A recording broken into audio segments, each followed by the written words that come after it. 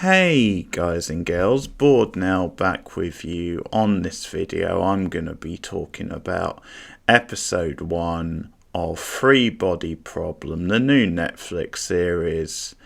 And it's the new series from the creators of Game of Thrones. It's based on quite a popular book series. My overall thoughts on this first episode: I don't really know too much about the source material. Period type drama, you have quite meaty political themes which shockingly can not only be traced back to 1960s China, where we start off, but also can be moved forward to today. And that is definitely one of the big dramatic effective shifts that we get, because this first episode does jump between timelines, between the two timelines and the two places. So between China in 1960s and between London in the present. And then more things are revealed. You can definitely see why they decide to do it like that, why they shift, because you do get answers. Promising start, I was saying about the Game of Thrones thing, because really the first episode doesn't feel that much of a Game of Thrones type series or story. But then when I saw the series preview, I was like, okay, this is really going places. Have a sci-fi, quite a massive sci-fi element, and then also some fantasy stuff. Scientist in 1960s China who is imprisoned after witnessing the death of her father, who was also a scientist. Town centre type mod type scene, so the hysteria which we've had over the years with many extremist or militant type groups. And unfortunately, you can imagine it still existing to this day, imprisoned because she refuses to sign a confession. The military in China at this time is a very pro-religion, not only doesn't believe in science, but doesn't believe that science should have a role in the country and shouldn't have a role in saying that, hey, there's no such thing as God, or having any kind of role in exploring whether there might be such a thing. Father's refusing to give in to that pressure. He's very brutally killed. And I thought it was quite a nice shot of the crowd and their reactions, where suddenly they fall silent once they realise, there's almost a gasp once they realise that he's actually died. And that is a very well done scene. But almost, as I said, like it's like, oh my god, they actually went a bit too far. Prison, because they find this book. She starts seeing this. She's in a relationship with another prisoner, because they're in like a camp type thing. The other prisoner, I'm gonna guess, is the same character who Benedict Wong is playing in the present, because he looks like he's about the right age, and he clearly has some sort of a connection to what went on in the past. She gets taken to a centre, forced to conduct experiments, and it's not revealed to the end of the episode what the experiments are exactly. So she conducts those experiments, and we're going to see the results of that as we jump back and forth in the past. But the setup of it is then a mistake she makes during the past is going to impact what's now happening in the present with these groups of scientists. The Benedict Wong character shows up at a crime scene and sees a message in blood. And there seems to be a connection to what happened in the past. And then they're investigating like quite a weird anonymous research lab. And at some point, this character of Soul, of the scientist, so you can't explain it. So does that mean it's proof that there's such a thing as God?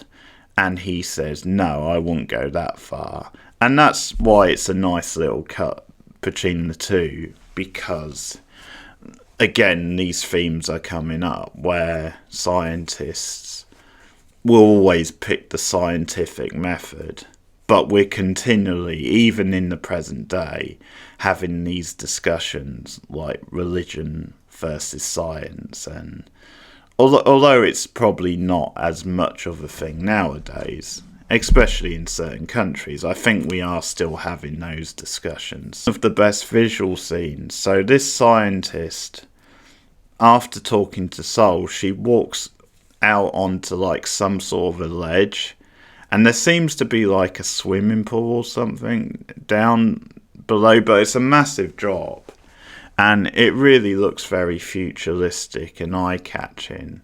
So she takes her own life. She, having had these discussions and stuff, she then kills herself. So that's a big dramatic moment in the episode where this group of people who all went to Oxford get together in a group for the funeral. John Bradley is one of them. He's very irritating. Well, Harry was his character, but he is quite irritating. And I talk a bit about that because this episode is a funny mix where you do get some of the familiar Game of Thrones moments of dialogue. Like, you do get, not that it's exactly the same, but you get some quite adult, masculine type dialogue at times where characters are being a bit obnoxious or a little bit sleazy. Not that that's a big part of the episode, but like a character like Sol is quite sleazy in one scene near the end in Oxford with the character played by the Baby Driver actress Gonzalez. She starts having flashes of these numbers. They get together for the funeral and they start discussing why the leader of the lab would have taken her life. And it's obvious as we're flashing back and forth, there's going to be a link and some answers in the past. This actress who was in Baby Driver, who's playing one of the scientists, one of the main characters, at some point in the episode, she starts having flashes where numbers are appearing in her head. And they're random numbers, so they could be a date, they could be some sort of a code or something like that, something like futuristic based on what we see later on in the episode. And she keeps having them. She has them on the train when she's on the way down for the funeral, so she can't explain it, and for obvious reasons it's freaking her out. Approached by a woman outside a pub, and it's set up that maybe the woman is trying to hit on her, but it's more than the woman seems to know what she's going through, And she says to Izzy Gonzalez, is Augusta or Aggie, let the numbers go down to 0. Tells her to go tomorrow night to a certain location at midnight, and she's quite cryptic but says you'll get answers. And that's when Augusta goes with Sol, and Sol in that scene I think is being a little bit sleazy. It's cutting back and forth between the past, where the sky starts to flash in the present, and we get some numbers which flash in the sky, which I think must be the same numbers that she's been seeing in her mind. The scientist in the past, Lynn Chano, who I only just realised who people of Star Trek Deep Space Nine would know. I've seen her in quite a bit as well as that, so she's in a fair bit. But she's played by someone else, like the younger version. She is told then this science is for communication, because she's expecting then, well, it's the military, it's that kind of state, so they're just using it for weapons against other countries. And I think that's what's fun about that idea, is then the sort of technology they're developing, you could in your own way use that as a weapon. But she says communication for what? And the communication is for, the way the guy says it, anyone out there. It's implied then it's to contact other planets, so to contact alien life forms, that kind of thing. So that's the big massive science fiction premise and setup which we get. But the other side to it, which is kind of crazy but also exciting is when... So one of the characters, one of the close friends, goes to the mother's house, the mother of the one who committed suicide, looking for clues religious in the house, and the mother says, no, we believe in science in this family, or we are science-based. She was playing a video game, so comes out with this flashy sort of futuristic headset. Oh my god type moment. Well, this is something a bit different. So the mother the mother gives her the headset. She puts the headset on. I think her name's Vera, this character. Puts the headset on. And yeah, just goes into this virtual reality world briefly, and goes into some sort of a desert location, and some sort of creature comes at her, and she quickly jumps and goes back in. So it seems very like real and vivid, and like she could have literally have been in danger in there. So it's a bit more beyond your typical what you would think of as a virtual reality world. So that's obviously going to have some sort of link to the aliens. So the Benedict Wong character in the present is watching over these characters. The one who was in a relationship in the past with the scientist. And one thing that happens there is when the guards go in book and they start asking who gave you the book, because at the time they don't realise that she like published it, but it was actually her boyfriend who gave it to her. The boyfriend is there in the background, so she doesn't want to give him up, so doesn't say anything. She quite satisfying. I think like the previous timeline in China, although you got less of that than the modern stuff, you did get some good drama. I think some of the performances were really strong in that timeline, and just the way they used it, because at times stuff like that we've seen a lot of, and you can be like, well, okay, if you're just here for more of a sci-fi type show where they're gonna get into these ideas and like just play around a little bit and hopefully have a little bit of style, then sometimes that can bog it down a little bit. So they were probably quite smart with the pacing of this first episode, probably about the right length as well, like if it was much longer. But they did use the two halves quite well to slowly reveal things. So overall, to sum up my thoughts, I did quite like this first episode. I think the ideas were there, the promise were there. You had a pretty good cast. Like I said, I've got some complaint, a bit more of a trippy, out there science fiction type. So when I saw some of those scenes, I was like, I was really split, because on the one hand I thought, well, this could be like quite dull in a way. Seeing dull, like it could really go off the rails in that way and lose a sense of any like good storytelling, and just be like messy but not in a fun way. Or it could be we're really going for these ideas and really invest in these ideas and have a little bit of stylish fun along the way, of epic scale than this show could be, which probably from the creators of Game of Thrones you would want. So I think it's a solid and promising episode when I'm into the ideas of it.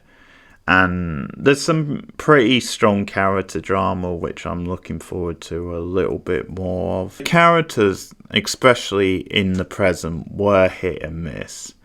Like, at times, and it might just be because there was a lot of setup in this episode, at times I did find some of them a little bit bland, a little bit dry, in like a dialogue thing, like some of the way they were talking, or that there wasn't always a lot of momentum to their scenes. But some of the scenes of them sitting around in a pub, and you had some characters who, like I said, I think were being a bit douchey. It was never really anything that made them that endearing or that fun to watch, because I did find, as I said, the Game of Thrones guy, his character Harry, to be really obnoxious, and I think they were going for someone who you might know, that kind of character you might know from school or from uni, party animal, but the sort who is a bit more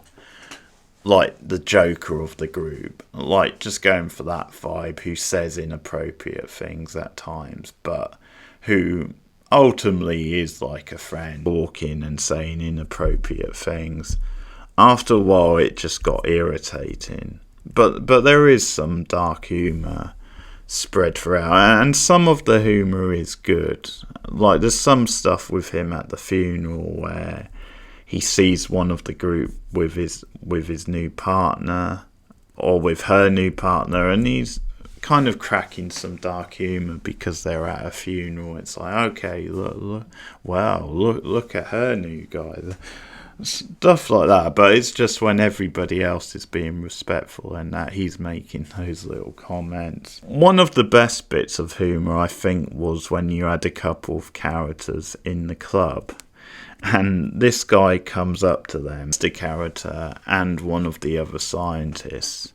So he comes up and he's going to try and hit on the Augusta character, and it becomes clear later on that she's lesbian, not really knowing this. And I think it's a nice little snapshot of like, well, okay, these women are scientists, they're working on high level work, and even they still get hit on by sleazebags in a club. Score with them, even though they should just be allowed to have a night out together as friends and just relax after a busy day at the lab. But the joke is, then he asks what they do, and they've obviously graduated from Oxford, so she tells him about what they're working on and as scientists, and she also mentions what her lab partner is working on, and so then he doesn't know what to say because he's been taken aback, and he has some sort of line. It's like, I can't remember the line, but it's a line where it's like, wow, awesome, or that kind of equivalent. So that's it. He knows he's out of luck, but moments like that, I think, are like examples of a good bit of humour. And he then goes off on stage and just does some dodgy karaoke then. Another good line, which I thought was funny, just because of the way the actress delivered it, was to like time travel and things like that. But the mother of the girl who killed herself, who it turns out is a scientist and had an infant on her daughter. Really beautiful when she says, yeah, I was, but like, time travel's a bitch. With a bit more of humour, like maybe, because some bits were a little bit dry and a little bit plodding, although the episode was an hour and I was engrossed in it for a lot of it, and it did go by pretty fast, to be fair. It's just some of the group stuff in the present, and as I said, maybe you could have had a bit more of a style in the first episode, a bit more of like snappy dialogue along the way. It came together quite nicely, I think, because of the ideas of the episode and the show, and because of what it promises when they start looking more into this headset and where that's going to lead. That definitely has me really intrigued, quite positive, because I want to see where this leads. I think there's a pretty good mystery element to it, and I think there's some good style, or the promise of some good style, once we get into like these, I don't know if virtual reality is the right word, but it's that sort of headset. But some of the alien and time travel stuff just bubbling along quite nicely in the first episode, without being at times anything too spectacular or fantastic. But it's a solid first episode. Free body